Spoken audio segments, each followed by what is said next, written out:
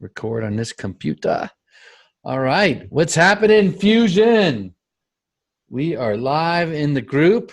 Let us know who is on, where you're from, what's happening. Let me open this up. Hold on a second. Let me hear you. Mute myself. Yeah, let us know who's on. We have a pretty cool webinar for you guys today. All right, looks like Rob is here. We got more people joining. Let me situate my thing here. All right. Let's see. Come on, guys. Rob's the only one that I seen said that he's on. Let me know who's on.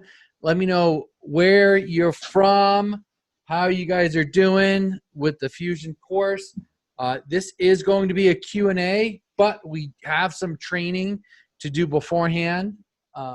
We've been getting a lot of, questions, not a lot, but a few questions in the support desk and even in the Facebook group about, some of you guys are taking on clients and they're asking for web design or their website needs to be updated. So we're going to go over some ways to outsource that to different web designers. So Dan, looks like we got a lot of people coming in here. Yeah, it's nice. I'm having a weird issue with my Facebook's like not loading for some reason. It was, and then it stopped.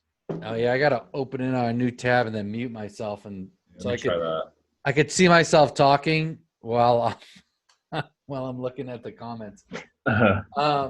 So what's happening, Zach, Connie, Kyren, Jamie Buck, what's happening? David Farlow from San Diego, Dave Mazzaros, what's happening? Mike, Albert from Mexico, and then Frank Zaniga. I shouldn't even try to pronounce some of these last names. From Austin, Texas.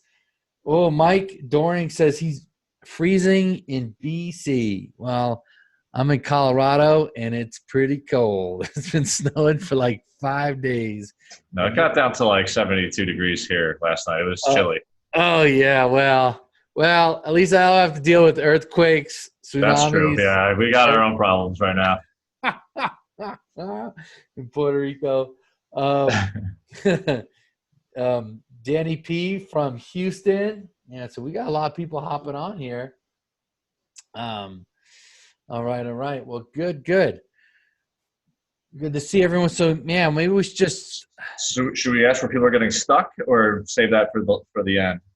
Yeah, why don't we get into the content? So, guys, don't post your questions yet because they're going to get lost.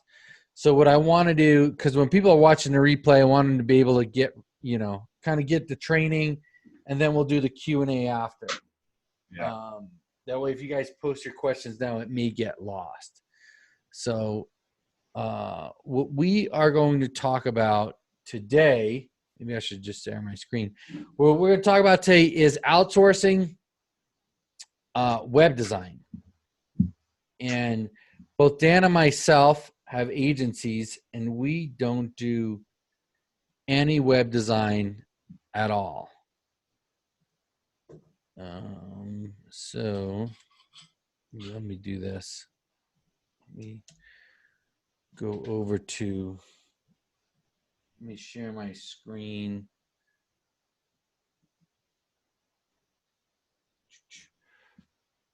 All right. So I have a couple of sites. Can you see my screen? Yeah, it's good. Oh, wait a second. Am I recording now? I see your you're recording. Oh, does it say I'm recording? Yeah, it says you're recording. All right, good. Okay, yeah. All right, so I have a couple of screens pulled up. One is Upworks, which I think because I'm logged in, you probably can't see the homepage. And then there's Upworks, and then there's another site, guru.com. So both these sites are freelancer or outsourcer sites. This is where you could post a job and you could get someone that comes and applies for that job. Let me know in the comments here, are you guys familiar with any of these sites, or have you guys ever used any kind of freelance site at all, or you guys, is this just a totally foreign concept to you? Let me know. And I've only used Guru a few times, but the times I did, it was for some graphic design work, and it was amazing. Like the artists on there were so good. I couldn't even believe it. And it wasn't just for standard web graphics. It was for like these icons and stuff that we were doing for a client. He had all these high-end badges and that kind of thing. So it was like artistically drawn, but found a guy in Guru who's just like amazing at this stuff. Oh yeah. Well, I really like guru.com because you get a higher quality freelancer.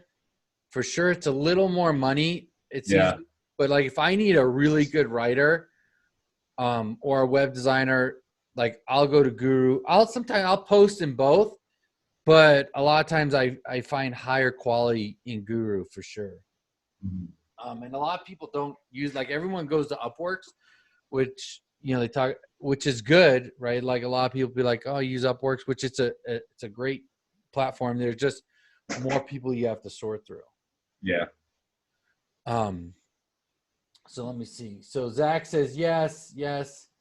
So we do have a few people who have used it before.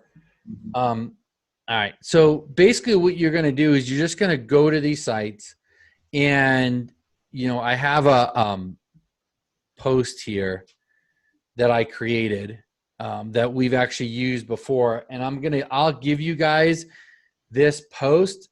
This is like a post template that you can use, like if you're looking for a web designer. So this is basically the template we use, and we edit it a little bit. I suggest that you edit this for your own company. But let's say that you get someone who says, hey, you know, I want your service, but my website's on HTML, or it's on Wix, or it's on some odd platform. You know, I need to get my website redesigned first. Okay, so now you're in a position where you want to get this client, but you have to help them with their website design. And that's where, you know, I suggest you guys go out and just try to find a really good web designer. So, you know, in my company, you know, we found a web designer. We went through a few. We found this gal in India who's really good. And she's been with us for probably 3 years. And, you know, she does all our web design stuff. Dan, how do you handle the whole website situation in your agency? Yeah, so it was about 3 years ago or so where we had a guy that we found, I think it was on freelancer.com, which is a very similar site to Upwork. And we really liked his abilities, his work.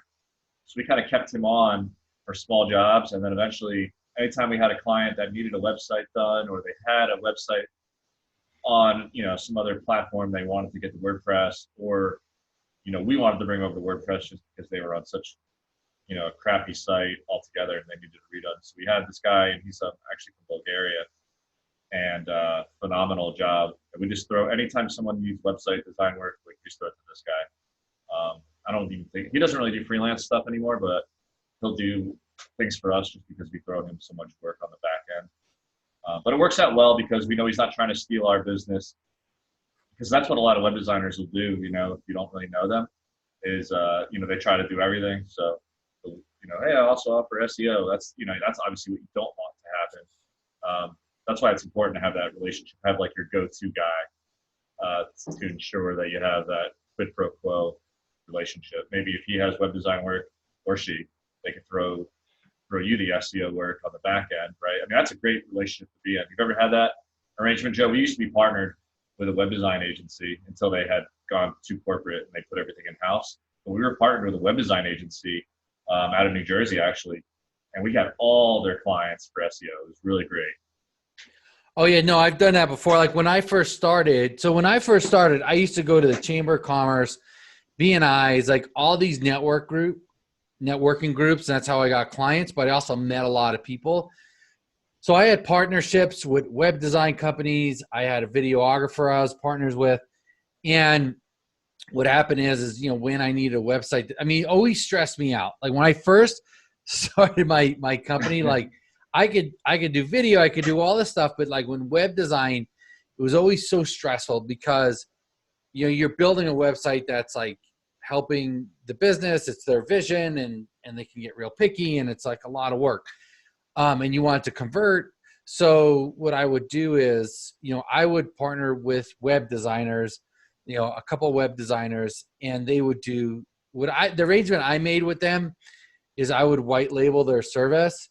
So I would actually let them have limited contact with the client because it's just easier for me at the time. And I would upsell their service by a little bit because I just wanted the website part done, right? Like I didn't want to. You just want to worry about it. Yeah, I didn't want to make a killing on it. That's the other thing. You can make money on it, but you know, like I didn't want to make money on it because I was going to make money on the monthly, and it's like I just want it done and out of my hair, and so that's where I would have them do it, and then they would refer me SEO clients also. You know, that's pretty much what we do too. Right at the current stages, we'll make a little bit of money on it, but nothing. You know, we're not trying to get rich off of the web design. We just want to get it done and move on from there. Yeah. So like the first option is if you are going to chambers and doing some networking, and you can find a local web company that you can trust and work back and forth with, you know, that's a great option. You know, number one, because then you don't have to really worry about much of anything, and then you can get some work out of it. If you don't have that, what I'm going to show you now, like we'll show you as another option, is actually finding a web person on like one of these outsourcing sites.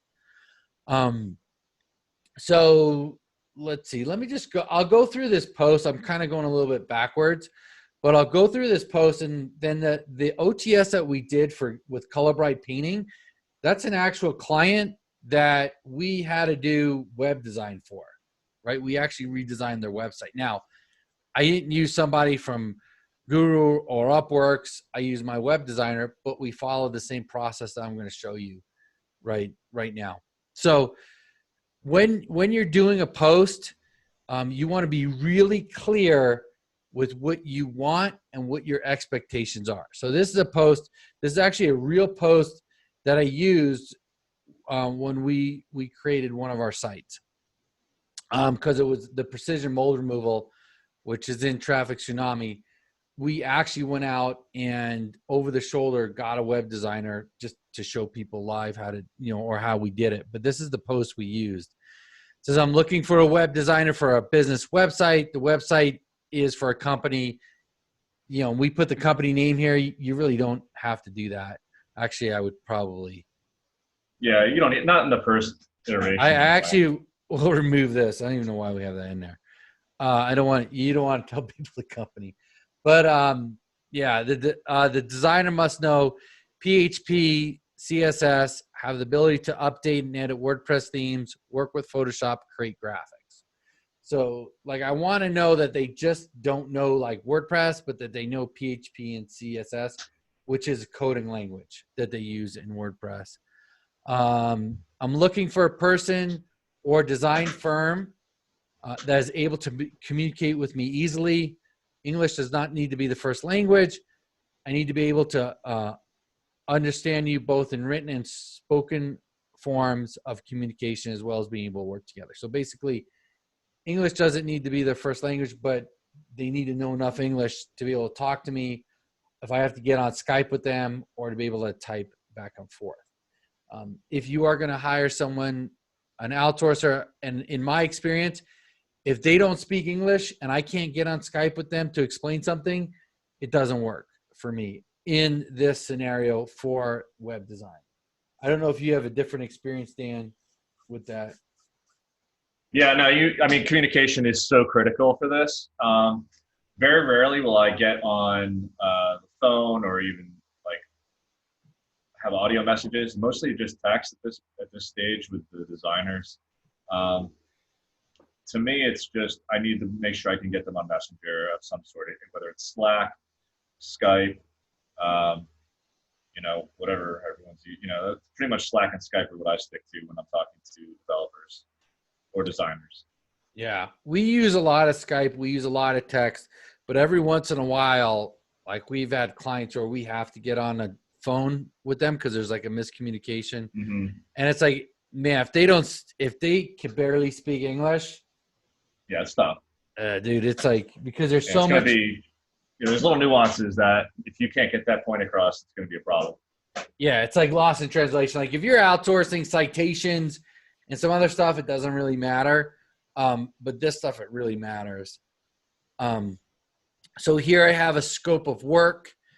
And in the scope of work, the designer needs to include new theme suggestions based on the functionality of the site, as well as the client's needs and desires, mock-ups based on chosen theme, showing the client's needs and desires, and theme installation. So what we usually do with the client is we'll say, okay, give us 2 or 3 websites that you really like, competitor websites or websites in your niche that you like. And then what we do is we give those to our web designer, and then she comes up with a couple of theme options. The other scope of work is the configuration. Good. I just want to just kind of add to that, Joe. I think that is one of the most important things, is giving this prospective designer examples of what you want. That is going to cut out so much guesswork. That it's not even an option. You have to do this. You have to give them a few examples of websites that already exist that you would like to mimic. Not just, you're not going to copy and steal, right? It's to emulate that kind of style. And really, that even goes back a step further in terms of whoever the client is needs to really have a say in this, because I can't tell you how many times we've had a website designed that was freaking beautiful and I loved it, and a bunch of people on the team loved it, but the client did not like it. A pixel here needed to be over here. And at the end of the day, a website is it is subjective to them, even though there's obviously technical things about certain websites and themes can load faster and it's better for SEO. But at the end of the day, you need to make sure that the client is happy with what it looks like. So if they're not happy, even though it may be a very technical and amazingly functional website, and maybe it's beautiful to you and everyone else, but if they don't like it, it's going to be a problem. So that needs to be kind of part of that early on process where they're involved, and you make sure you understand what the customer, what the client you have actually is going to like at the end of the day. So it needs to be a mesh of those 2 things. And then you can convey that to the website designer and say, look, really likes these 3 sites. What can you give me similar to that? Yeah, and I find having them send you the sites they like is just the easiest way, because I've done it where it's like, you're starting from scratch, maybe you like this theme, and like you're trying to pick stuff out of the air that they like, and they might have already something in mind. So like for color bright painting, I said, send me 3 websites. Okay. And they sent me, this site that they really liked, and then they sent me this one. And they sent me this one. Right. So they sent us these sites, and then we asked them, okay, what are the elements that you really like with these sites? Like, what is it that you really like about these sites? And here's the color bright painting site. And then they told us, and then we went to the web designer and says, okay, here's the 3 sites they like. Here's what they really like about these sites. Can you come up with a few concepts or themes, right? So what they'll do is they'll give you, so she came up with some themes, and, these are the themes that she sent us. Oh, I gotta move this out of the way. Here are some themes that she sent, and I think we went with this theme. This is the theme that we agreed upon, and that we went with. Now, there's something else I was going to say and I forgot. But anyway, this is a theme that we went with. Oh, and then what she'll do is when we get the theme down, she creates a mock-up, which is kind of like a Photoshop version of what the website's going to look like, kind of using that theme.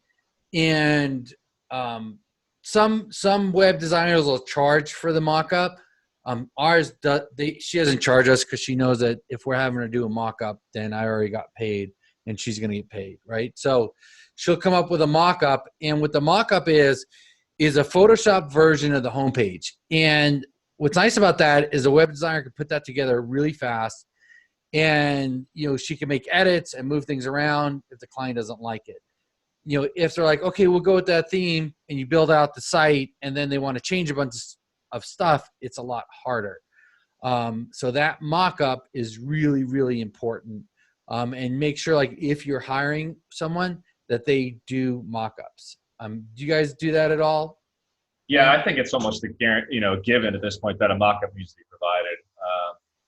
I would be surprised if you found someone on Upwork or Guru or even Vypr that didn't provide mock-ups for all their work like that. No matter what it is, website design, any kind of design work, usually you're gonna have to have some kind of mock-up involved. Yeah, and if they give you any pushback, that's a clear indication they haven't done this much. Yeah. Because I don't think any web designers that's been doing this a while will do something without a mock-up. But anyway, so what happened is, we went through the themes that, and that's kind of how we got to this final design. Now, once she designed it, there's back and forth. There's always going to be back and forth. A lot of times, because this is the person's business, and it's like a personal thing for them. It's almost like dressing them. Like, it's like really odd how people get really invested in their website. Even stuff that doesn't matter, like they get really emotionally tied to it. All right. So anyway, so in this post, which I'll give you guys, it kind of lays all that stuff out that I just talked to you. I also let them know that this isn't a one-off gig, that I have an agency that I'm looking for someone that I could work with long-term. That's a very good point. Yeah. Because if they know they're going to work with me long-term, I'll get a better price. They'll know that, hey, someone who's more serious, will probably respond to the post. Maybe get better work out of them, because then they know there's a possibility of future work. Yeah, exactly. So you definitely want to put that in there. You want a portfolio. You want to see what they've done before. Then the last line, I always make them put a word in their response when they answer the post. So this one was like snowfall. And the reason why I do this is because there's outsourcers, they don't even read the post. They won't even read it. They'll just send a resume and respond to the job. I want to make sure that they read the whole job first, because if they don't even read my post and my job posting, odds are they're not going to listen to me when I hire them.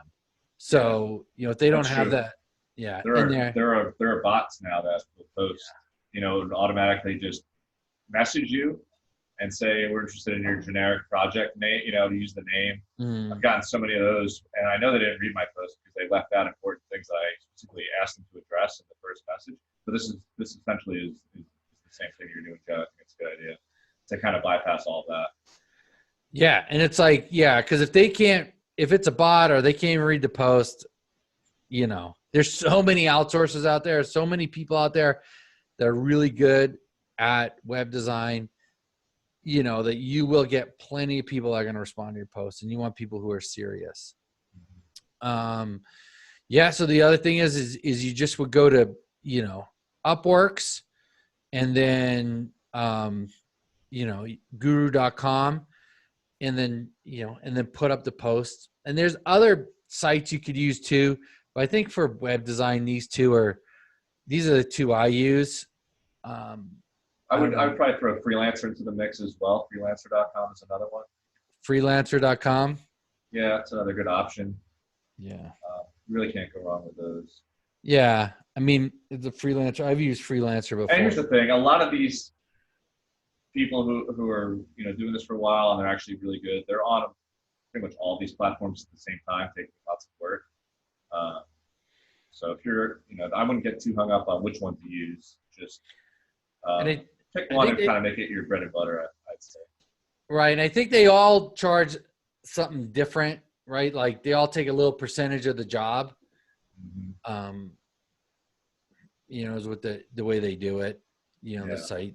I try to get them off that site. If they're a good worker, someone who's good, and I run a couple of jobs through Freelancer or Guru or something, I try to just pay them directly after. Yeah, and a lot of them will prefer that as well, so they don't get hit with fees.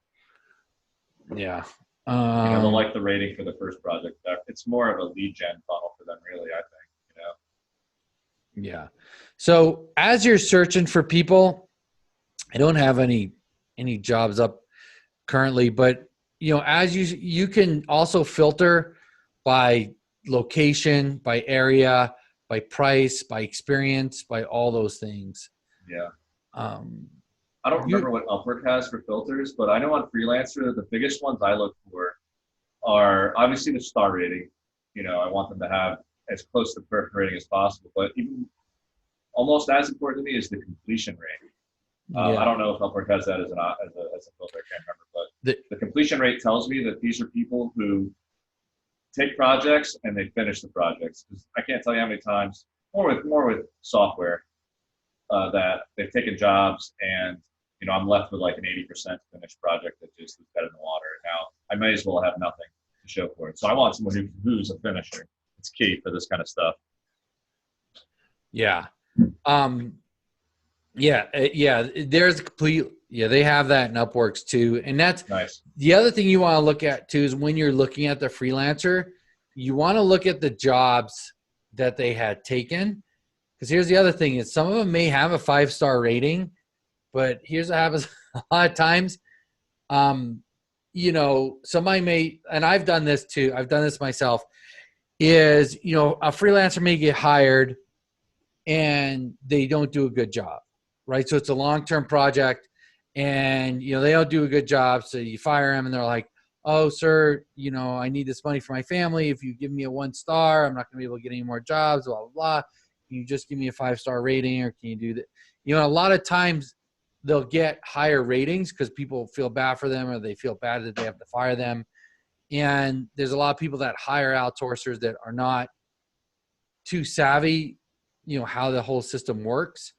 And so what I would do is I would look at the outsourcer and I would look at his jobs. If it looked like, hey, he got a job that was supposed to be long-term, but he was only there like a week, or if it was like, like you could see like the terms of the job. And if it looks like he had short, stints at each of these jobs, but he's getting higher ratings, I'd be cautious.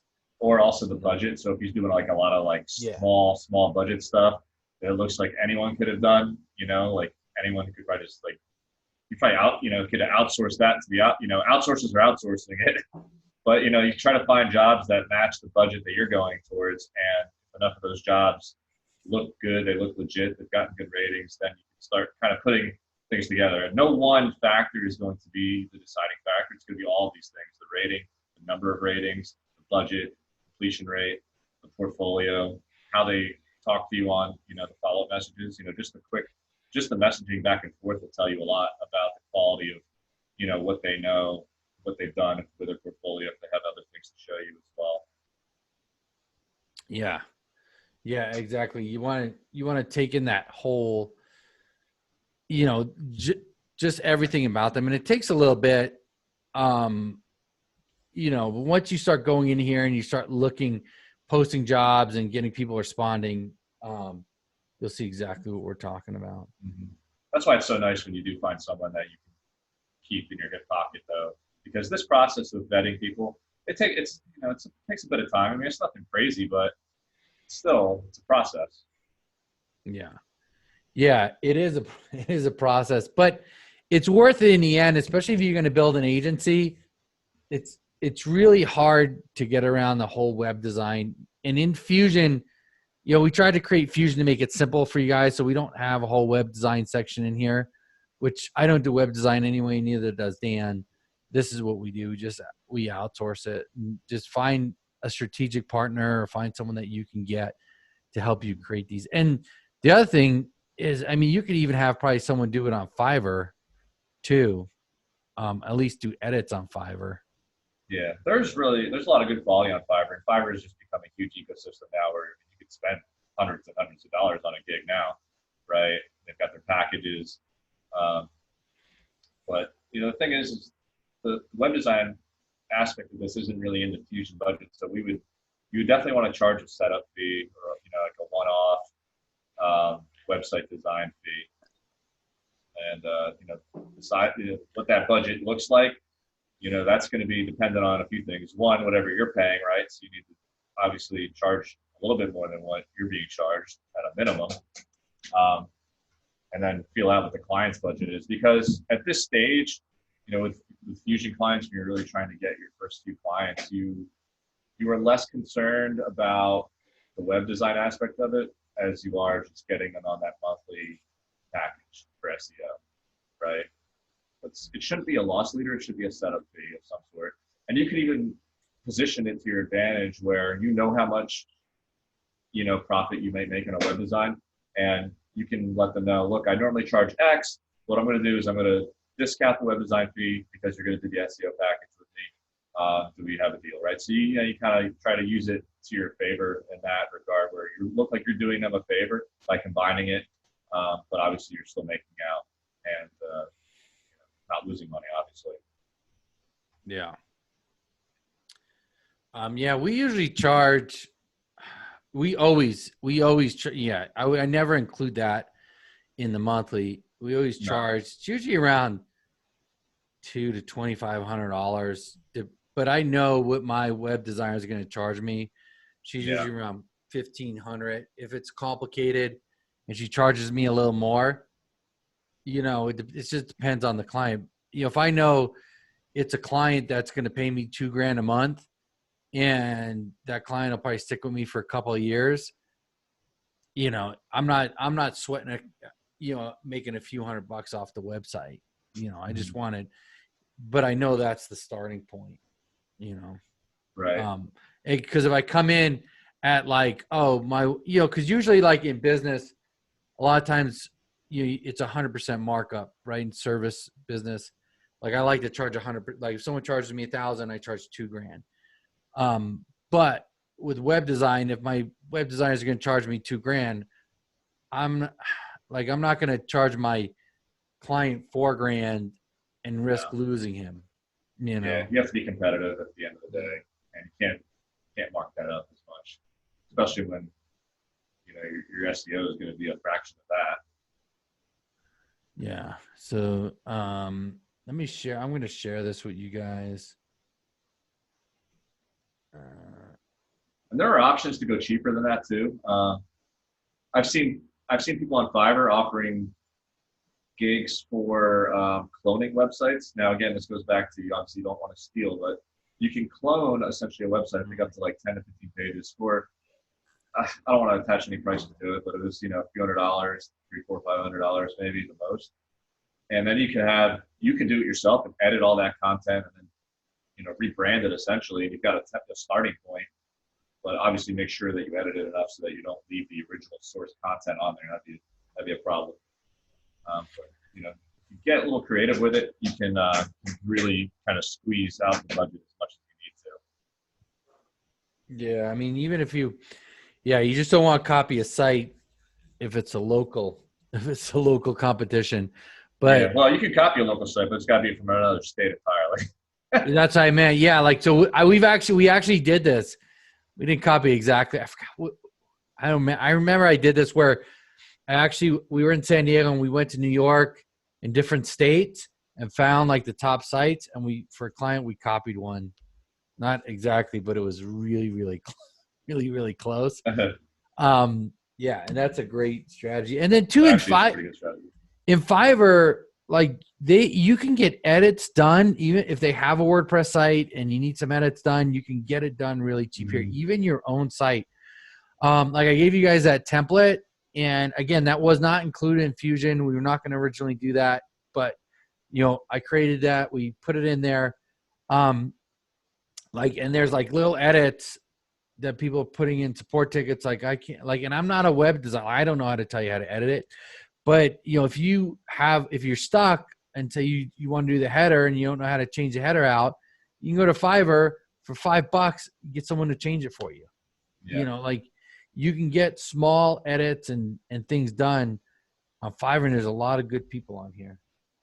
Yeah, I mean, it's just a question of, are you willing to trade your time for money, or are you willing to leverage other people's time and spend a little money, but then you can focus on other things. And in the beginning, that may be different than where you end up after 5 clients, after 10 clients, right? It should be, because when you only have a handful or you're just starting out, you're going to have to kind of get in there a bit more and do a little more sweat equity and get it. Hey, my first website I ever built, after leaving the Army, I bought a theme. I don't know, I think it was on ThemeForest or Envato or something. And I got in there. I learned how to do WordPress, tried to figure it out. But I mean, that's not a scalable model. But I'm just saying, when you're just starting out, you do what it takes. But when it comes to outsourcing, there's this saying. It's like you do something once, okay, you do something twice, all right. You should not do it a third time because, or if you're going to, you're just refining the process because now it can be outsourced, right? You shouldn't repeat too many things in your business identically that can be outsourced, because then that allows you to focus on higher level tasks, and that's where you need to be. Yeah, and the thing with one thing I learned very fast, like WordPress and designing websites is a rabbit hole, right? You can go down that rabbit hole and you could spend hours trying to figure it out. But like the whole thing about running a business is you want to think of yourself as a contractor, right? If I'm I was a general contractor for years, and I did not do the plumbing, the electrical, the cabinets, right? I didn't do all that. I was the guy that found people who were good at doing certain tasks, certain niches, and then I had them do it, and I marked up and I made money. Same thing, like, if you're going to try to be an expert in every little thing, you're never going to grow or scale. And, this is where the web design is somewhere where you can, I would definitely outsource that. And like Envato, like what Dan was talking about, ThemeForest, this is a great place to find themes. You could pick a few themes, show them to your client. Odds are, if you hire a web person, this is where they're going to get their themes from anyway. Mm-hmm. Yeah. Anyway, so I think that about wraps up this part of it. The other thing I want to tell you guys, so here's what I did is I talked to David Mills, talked to Dan. So inside Traffic Tsunami, we have the whole over the shoulder of precision mold removal, right? That's a site we built out. It ranks in every single city in the US for mold removal. It's like this huge over the shoulder. So what I'm going to do, and this is not something we plan on doing, but I have some videos in there showing how to do some outsourcing, like how to outsource content, like basically pages you need written. And, I go through the process of how I think you even found an outsourcer on Guru and things like that. I'm going to give that to David Mills. I'm going to have him upload a couple of those videos inside of Fusion for you guys. So I'm just taking a piece of that. I can't put the whole thing in here. It doesn't, because people, that's in a different program. But I am going to take that outsourcer section, not the whole thing, just those couple of videos, and put it in Fusion to help you guys come up with, maybe help you walk through this a little bit, and you can see some real time. So if you guys like that, or you guys want to see that, let me know in the comments here. Pretty good. Yeah. I looked through that section. It's a lot. It's pretty much everything you need out, to outsource, or at least a lot of it. Yeah, I mean, so it'll get you guys started. So I don't know, but if nobody comments, I'm not going to put it in. So you guys can delete it immediately. But it's but it'll be really helpful for you. Rob wants it. Rob wants it for sure. And then and in Traffic Tsunami, I mean, we have a whole outsourcer section we're putting in there that's really detailed. But those videos will get you started, because what I want is, and what we want, right? What we want in Fusion is we want you guys to get a couple of clients and and we know how hard it is, right? Like, and we don't want this to hang them up. Like this is not, this is nothing to stress over. We've, people have been in the group like, oh, what do I do about the web design? It's like, don't stress over the web design. There's people out there who can do this. Yeah, exactly. And it's like, and like Dan said, like, we don't want you to have that stumbling block that stops you, right? We don't want anything stopping you from getting that client. So, hopefully that'll be able to help you out. So that will probably be in your members area. A lot of comments popping up now. They want it. Yeah. Give it to them. All right, we'll give it to you. So what we'll do is I'll give it to David. He'll put it in the members area.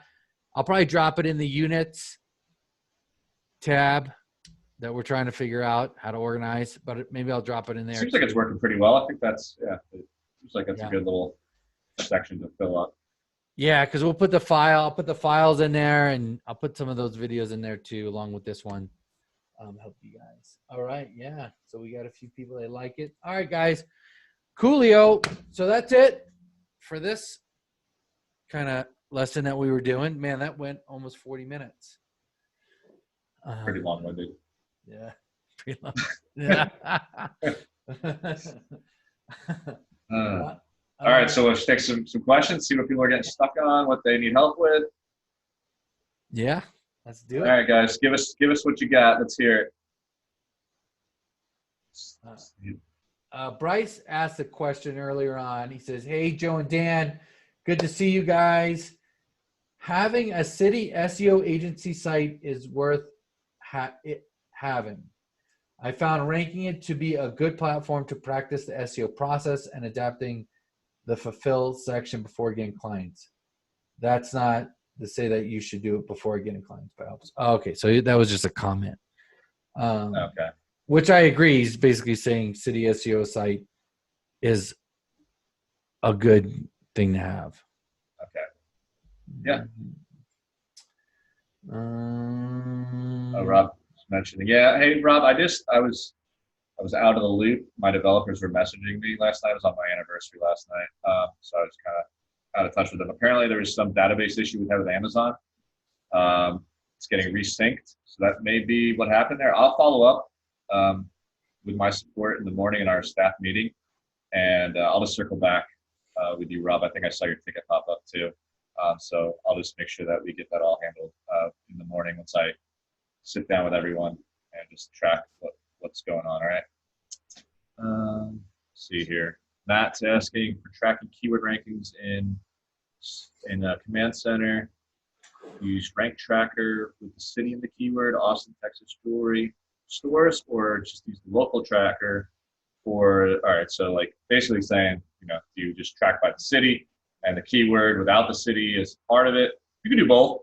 I like to track both of those separately. To me, more importantly though, is the actual keyword that people are typing.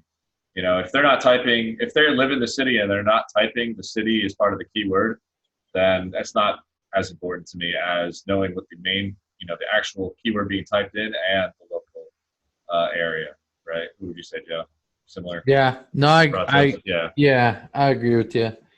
That let's see. Bryce says, anytime we have questions, it is not recommended that we PM you guys. Right. Exactly. Yeah, I mean I don't know if I can pull up my messenger, but it would make you cry. Right now. The best thing, it's just everyone, family. It's just everything gets mixed up in there. It's crazy.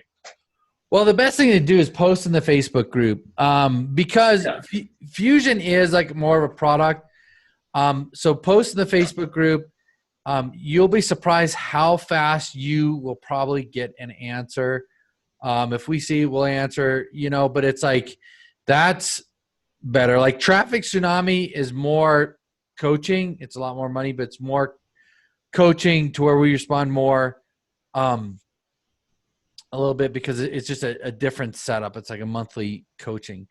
Where with Fusion, if you post in the Facebook group, it's like you're going to get an answer. But we can only handle so many PMs, and I don't, I get so many, I don't even respond to half of them, and they're not. I try to get in there. I got in the Fusion group a lot today on the car ride back, and answered a bunch of stuff. Getting some questions now.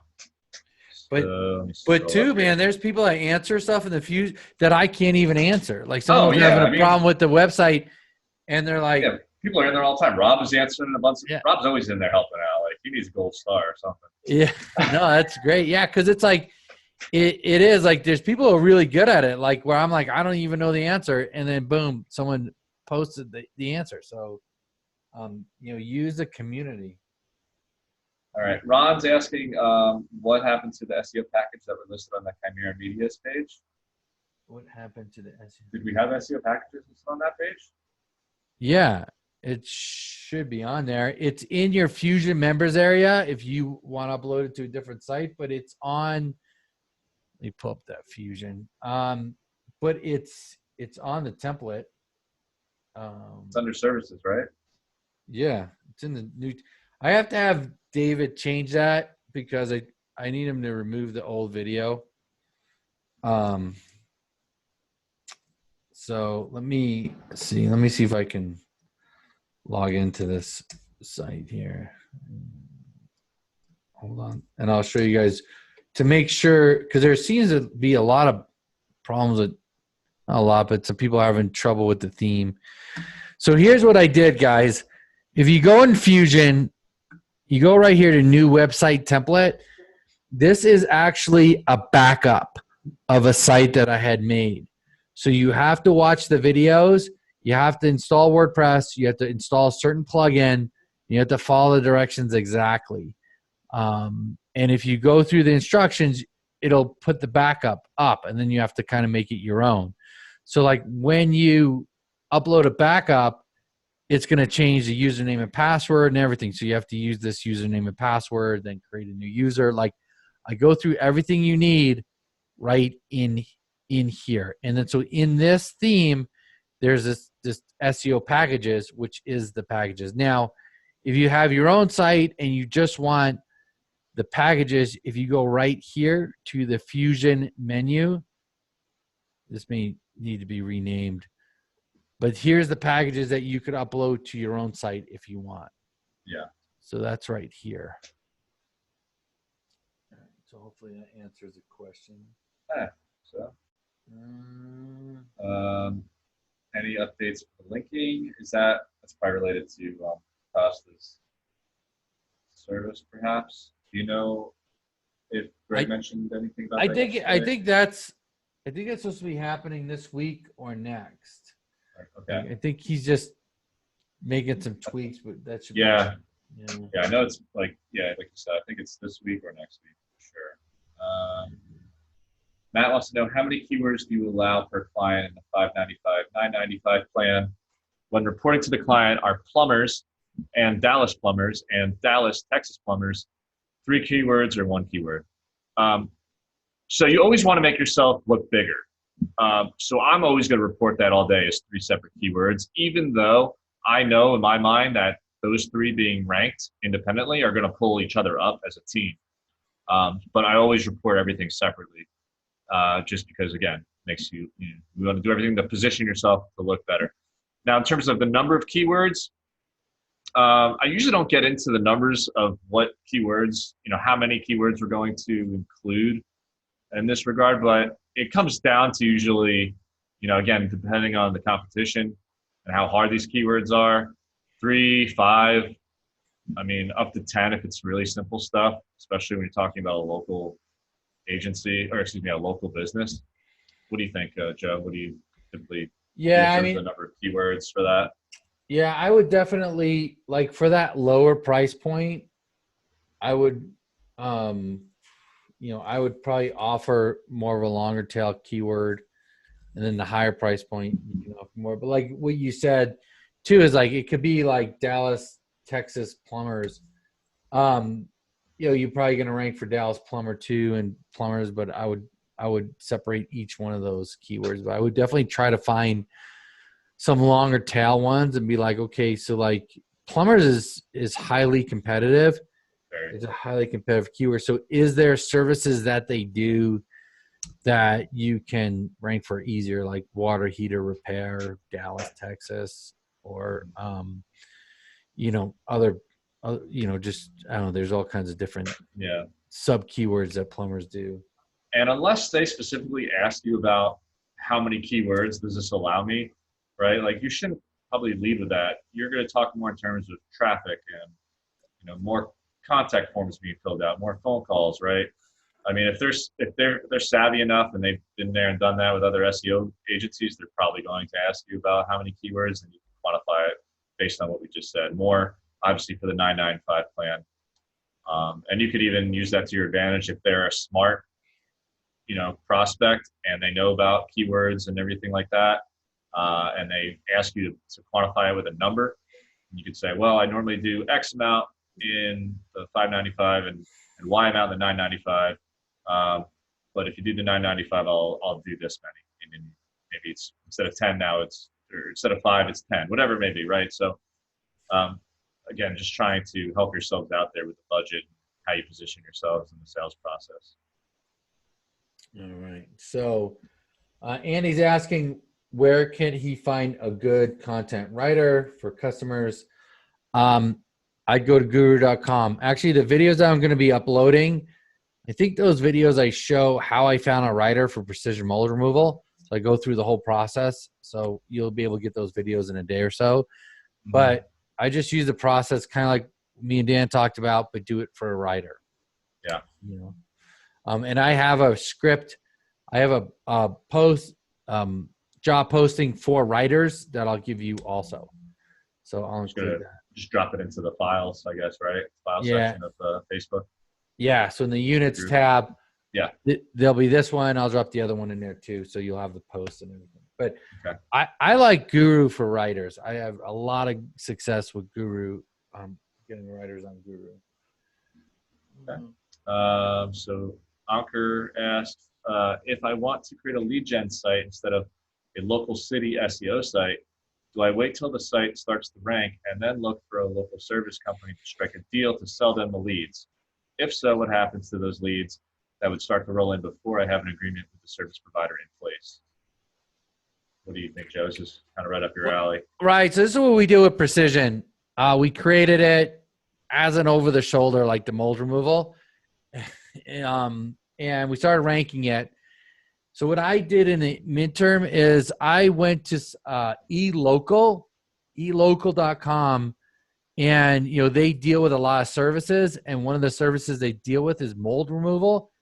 So I started selling them the leads, which whatever, it's cheap, right? I don't get paid a lot, but at least the leads were going somewhere.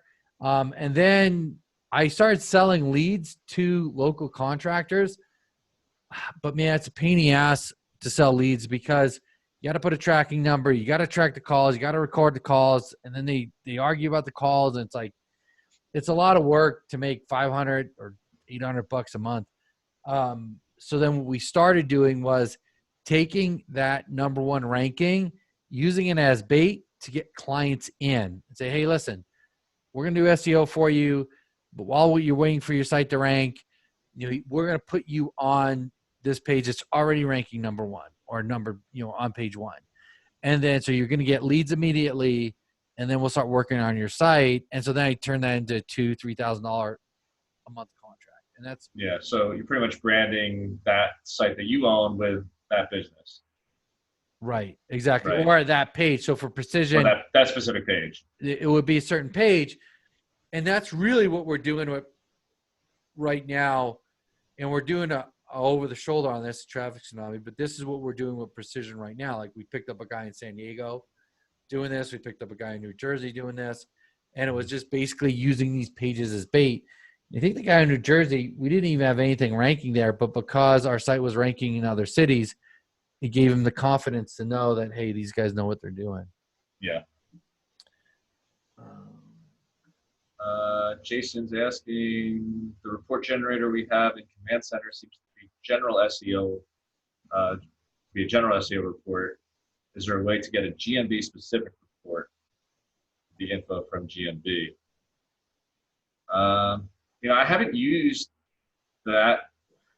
I haven't used the Command Center for the that part of the report. I don't remember seeing a GMB portion in there. Maybe that's something we can actually talk to Colin about. But I do know that you can easily put together a report that shows GMV using Google Data Studio, which is a free Google product. You can just take a note, Google Data Studio. I'm sure there's plenty of YouTube videos on how to use it. It's very simple, actually. And you can put together a report that shows GMV, clicks to calls, that kind of stuff. Yeah. Yeah, that data. There's not a GMV section in Command Center, is there, Joe? I don't think there is. No, I don't. I think there. I don't know if there is in the Fusion one. I'm trying to pull it up right now. I know in the full suite there probably is, but in the Fusion one, I'm not sure. I was trying to pull it up, but I don't have the login off the right here. So yeah, but I mean, you can get all the information right there off of the Google My Biz, like you were talking about, Dan. Yeah, Google Insights, connected, Google Data Studio. Yeah, it's actually pretty good. We were using that for a long time. Yeah. So, all right.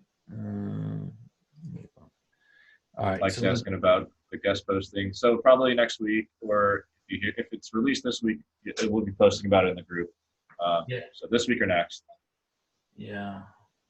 All right. Let's see. I love small rural community, North Alberta. Should I use my town for my targeting SEO? Yeah, I mean, for my targeting SEO, Virginia. She's talking about ranking her site, or just? I think so. I think just ranking her marketing site, her agency site. Is it worth doing for her town? Yeah, I mean, I would do it for your town. For one reason is if you do it if it's a small town, it doesn't matter. You go through the motions of knowing how to complete the tasks of Google My Business, because as you start creating your own site, you are definitely going to find different maybe questions or roadblocks or different things that you may run into. So this way you kind of go through it and then you know how to do it. And then when you're talking to clients, if you've done it already, you're going to feel more confident. It's just like anytime you do something, you're just more versed in it. When you talk about it, it's going to be easier to talk about. You're going to, so I would definitely go through it. Plus, if you're ranking in your own city, it's something you could show people, right? It's not a necessity, but it's nice to have, Yeah. So I definitely go through those motions. All right. Bryce, the NHB Facebook group is going to be deleted. I don't think so. No, I mean, no, it's not. Yeah, I mean, Traffic Tsunami is kind of the new group, but yeah, I don't think there's any intention to delete any other groups. Yeah, no, we won't delete that group. It'll still be going. I mean, a lot of our focus is going to be in Traffic Tsunami. A lot of the new content is going to be in Traffic Tsunami, but the OMG group is still going to be up.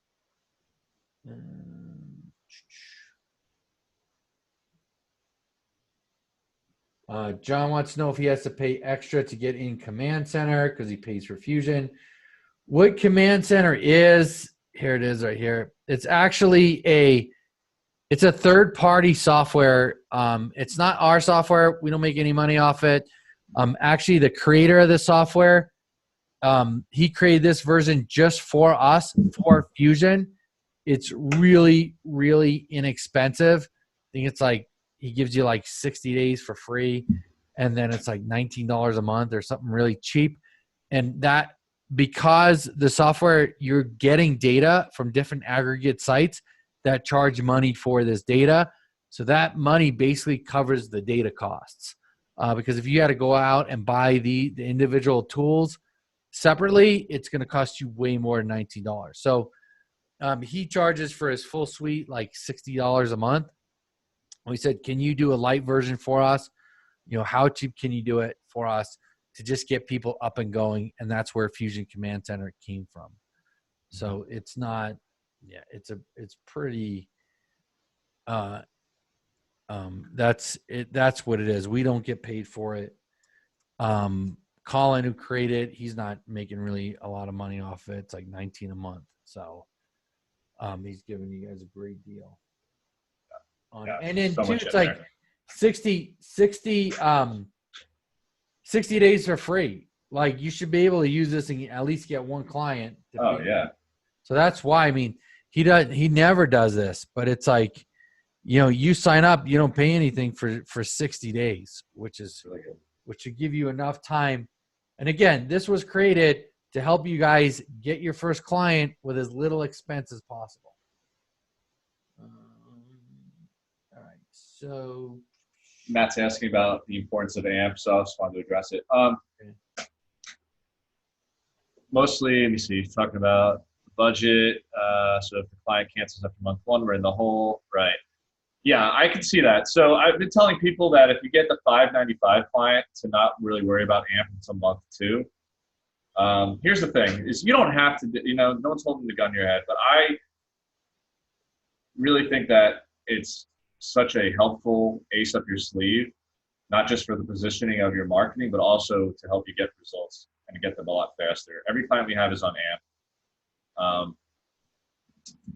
And I'm not doing it for my health. I'm not doing it just because I like spending money. I'm doing it because I've seen that it gives us a competitive advantage and faster rankings.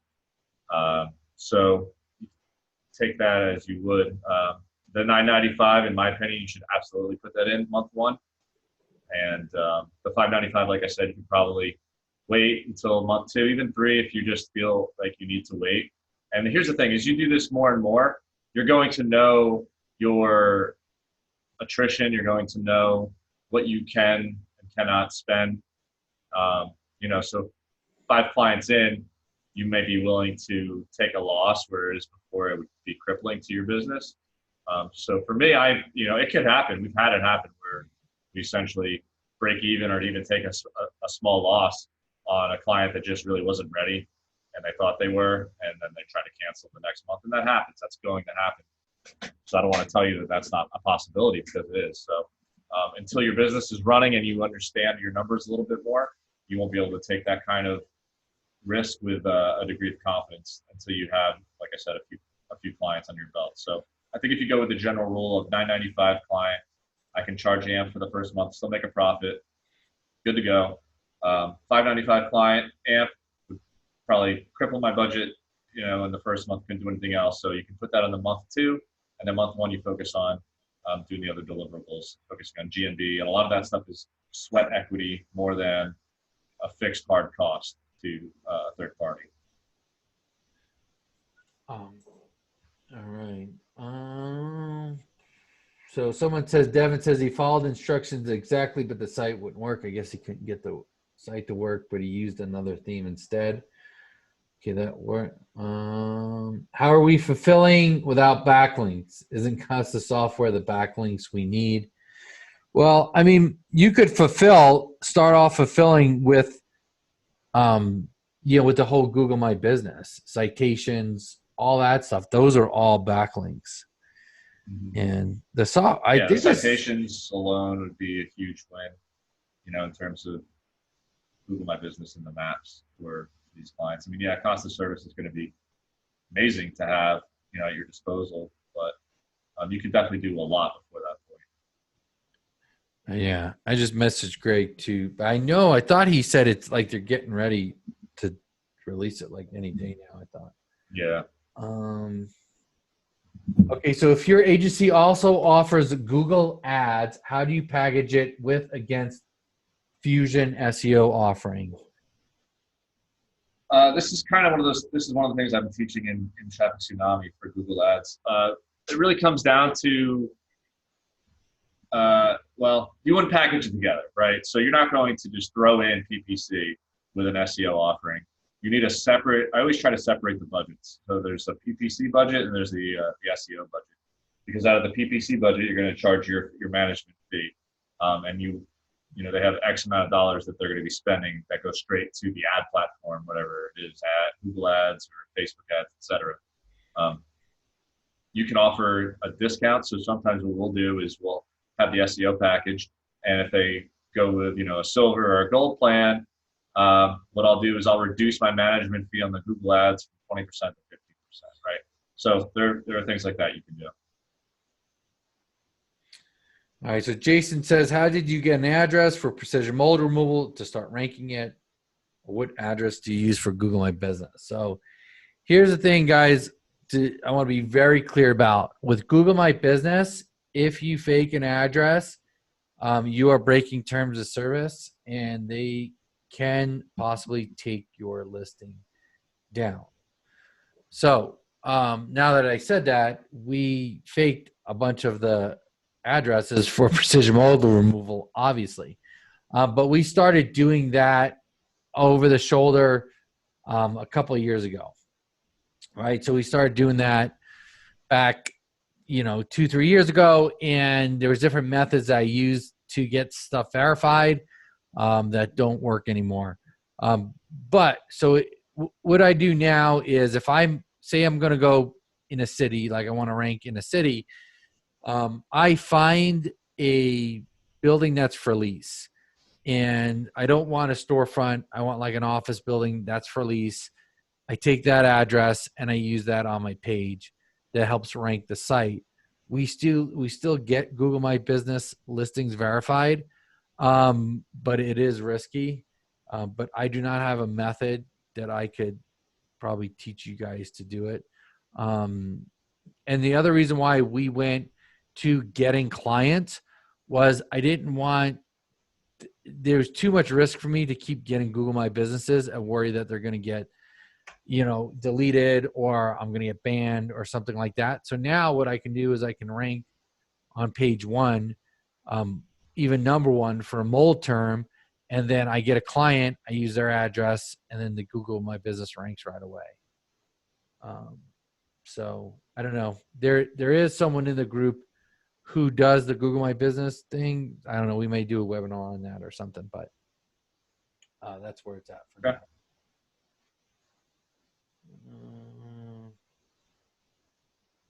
So Jason says, run Google ads while you're getting their website ranked for the keywords.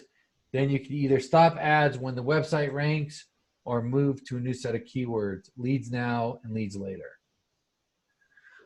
Yeah, if you can get someone up front on SEO and PPC simultaneously, that's great. I think what he's saying is, like, if you take on a client, run some ads for them, maybe so that they start getting leads. I've done that before, but the client was paying me a lot. They were paying me $25 a month. We've done that before too, yeah. And I just ran, and if you're going to do that, you got to be careful on your budget. There's not a lot of budget if they're only paying you $500 a month. But we did click to call ads where it only showed up on mobile, and it was like when they clicked it, it generated a phone call. So I knew that what I was paying for was an actual phone call.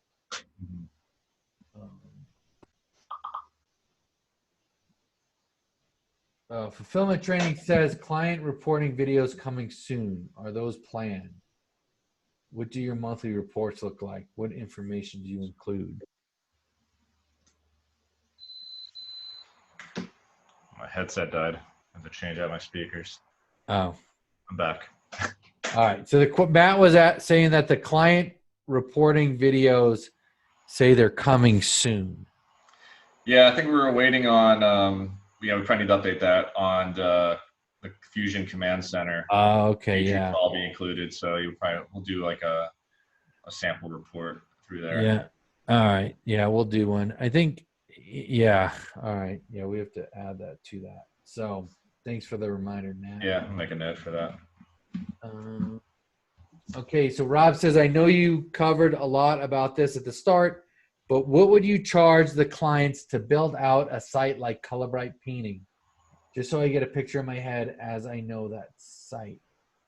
What's the normal going rate you pay the web designer for building Color Bright Painting? And do we or the client pay for their domain registration and hosting? So for Color Bright Painting, I think the web designer charged me for that. I think it was like $1,000 I don't know. I think she charged me like $800 for that site. And I think we charged the client like on that side, I just charged them $1,500. But you could charge them whatever. Like if your client's going to charge you 800, if the web designer is charging you 800, maybe you charge them 1,000. Like, for a site like that, someone's going to charge you between $800, $1,500 probably to get it done. Yeah. I just have a good relationship with my web designer. Like, what would your web designer charge you for a site like that, Dan? Yeah, I was thinking probably it's around 1,200 to 1,500, something like that. But yeah, my guy probably do it for 1,000. Yeah. I don't know. Yeah. Something like that. It just depends on who you get. Number of pages also, I'd have to see like the count of the number of pages we have on there. Yeah, which is really funny. Like they charge you per page when it's like it takes 5 minutes to duplicate and stick a page up. But yeah. So, it really, really just really depends on your designer. But again, that one it was a less expensive client. Their budget was lower, so I just wanted to get it done for them. And then there is costs on my side too, besides the web designer. My assistant interacts with them. It's back and forth and stuff like that. So I'll make sure that's covered. Let's see. Our extras like logos extra are included. I try to stay away from logos. That's a really tough one. If someone needs a logo, we'll help put it together. But man, that's tough. Like, do you do logos? Very Dan? specific. It's one of those things. Again, we'll do one if we have to, but I really prefer not to be the resource on that. And a lot of times, if they're a business, they have a logo already. Like if they're an established business, they're gonna have a logo for We've only encountered, I think, one client that I can remember in recent past that didn't have a logo, and we had to, hire a guy to do a logo, and it was separate from our main designer. I wanted a guy who just did logos, and I have a logo guy that I use for software and stuff. And a logo is a logo. He makes great logos. So, but some designers will include it, but I think you're going to get a little more of a generic logo when you do an all-in-one package like that. Yeah. Okay, just messaged Greg.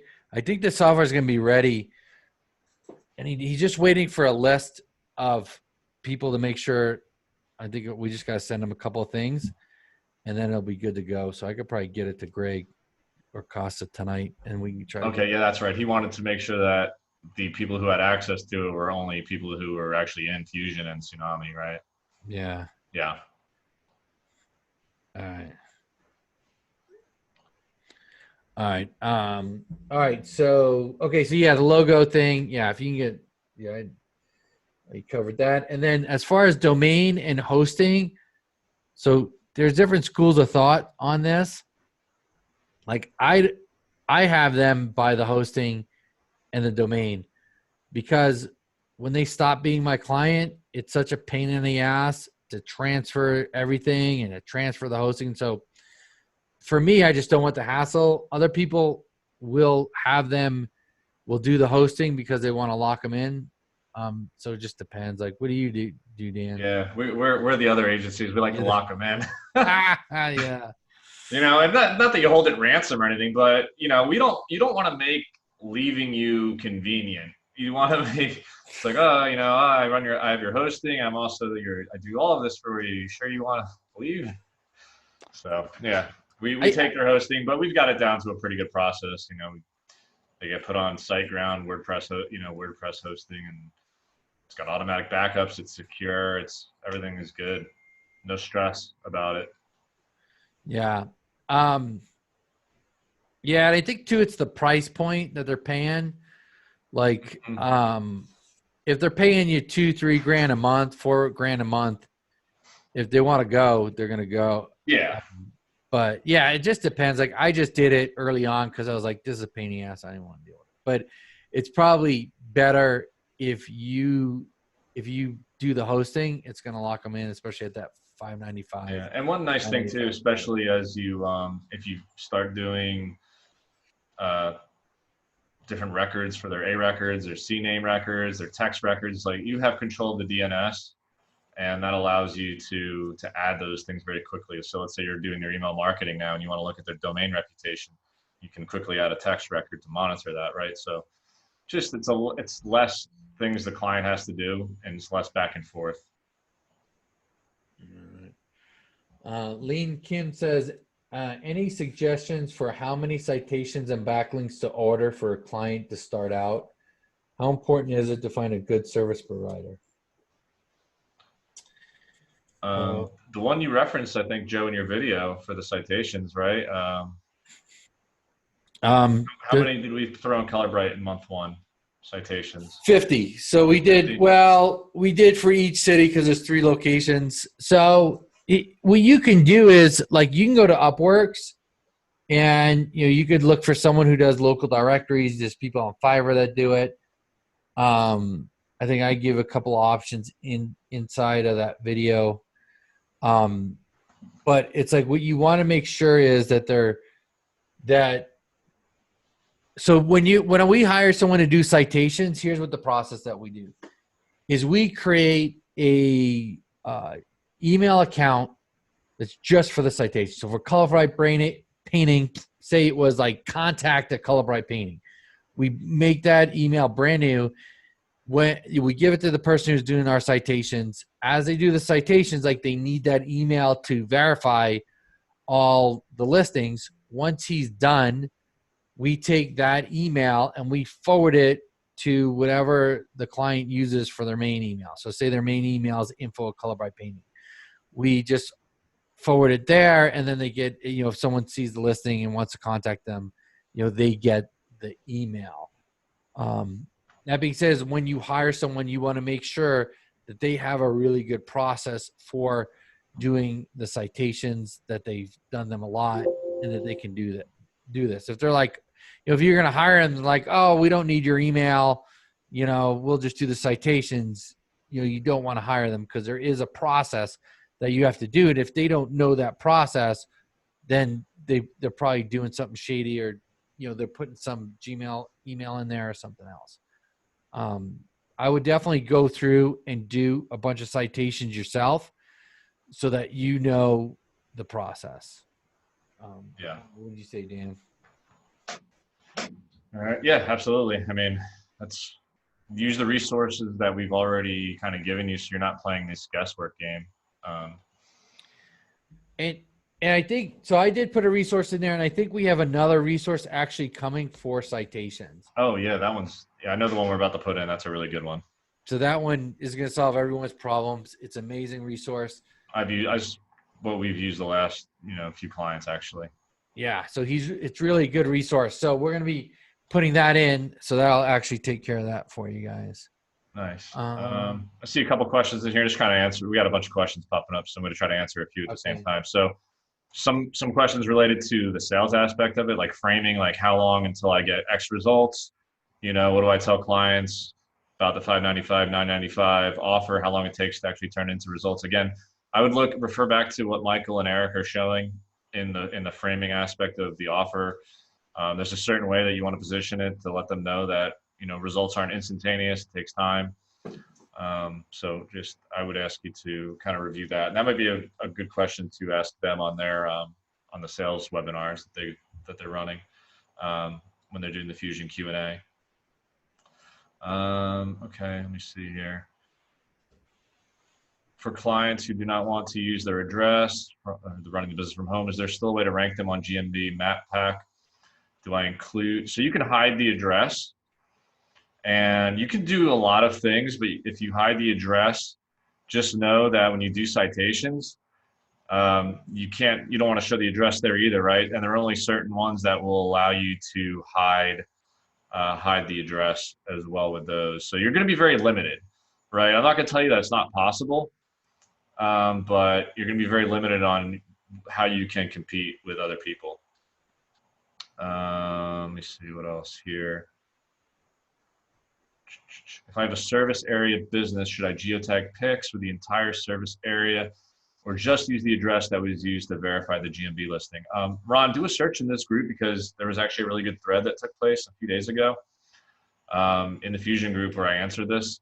So basically, the way I teach it is we're going to anchor our Google My Business listing to various service areas. So we're still going to geotag the business location with outside cities because then that's bringing the correlation. But what you can also do once you've exhausted that and you've done all those keywords as I teach you in month 1, month 2, 3, 4, and beyond, what you can now do is kind of what you're saying, where now you're adding more pictures, but now instead of geotagging with your business location, you're geotagging based on the actual service area, as if you had taken a picture on location, right?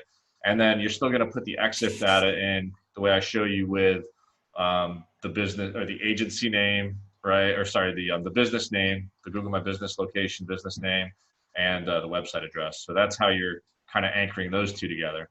But that is not as important as the way I teach it the first go round in Fusion. All right. There's a question here about Dan says Joe's logo video was a great option.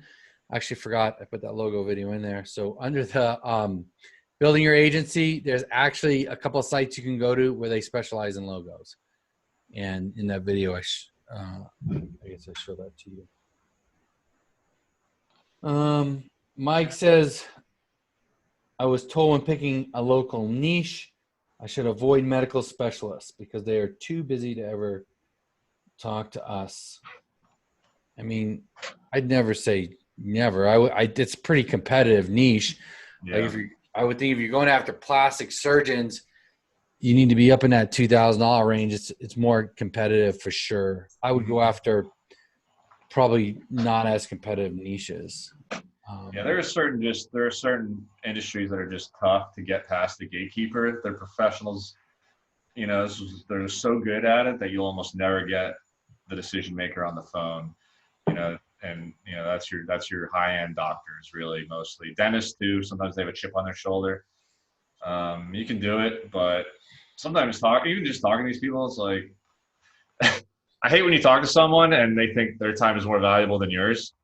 And I feel like that's the conversation dynamic they try to have with you a lot of times. So I don't like those. Yeah, I mean, I think too is like dentists, chiropractors, they're getting hit up all the time. Yeah. My first client was a dentist. Oh my God. It was like, it was, you can get them and you go after them, but I'd rather go after, like junk removal, pool guy, lawn guy. Hanging fruit out here. What's that? That's what, exactly, Joe. Like there's a lot of lower hanging fruit out here to where you don't have to stress over those competitive industries. Yeah. And then, and they'll fit more in that $595, $985 range. Like someone posted, about, he got his guy that was putting his snow tires on, right? Hired him. So, he pitched it and he got the job, $595, I think, a month. Yeah. And like everyone's thinking about dentists. No one's thinking about the tire guy down the road, right? He needs leads too. I really like service-based businesses, especially at this price point. You've got your pool service clients, your pool builders, your granite countertops. You can get plumbers and locksmiths in this category. Like pool builders. Yeah. And there's not a lot of people hammering pool builders, but a pool is 50, 100K. Like that's a big job, Definitely. Like they only need one job, every few months to even pay for your service, so. Yeah. John says, would you say the process for local clients are almost the same for directing traffic to an affiliate page? Some principles are the same, but there are a lot of subtle differences when you're doing a local site, which has now a Google My Business factor to it, whereas an affiliate site just doesn't. And, when you're tying things into a location, it just makes things a little more nuanced and different. So I would say that, things like cost of service for backlinking will work in either scenario, but there are specific things that you need to do to rank a local site that you don't need to do to rank an affiliate site. and vice versa, really. So I would keep those two processes in terms of what you do very specific to what they are. Yeah, because for local, you need Google My Business. For local, you need citations. Like there's a lot of different stuff that you're going to need in local that you're not going to affiliate. All right, I think that's it. Looks like that's all the questions. Yeah, that was good. 1 hour and a half today. Did we? Wow. Yeah, we had some diehards stick on with us. I think we still got 20, 30 people on here.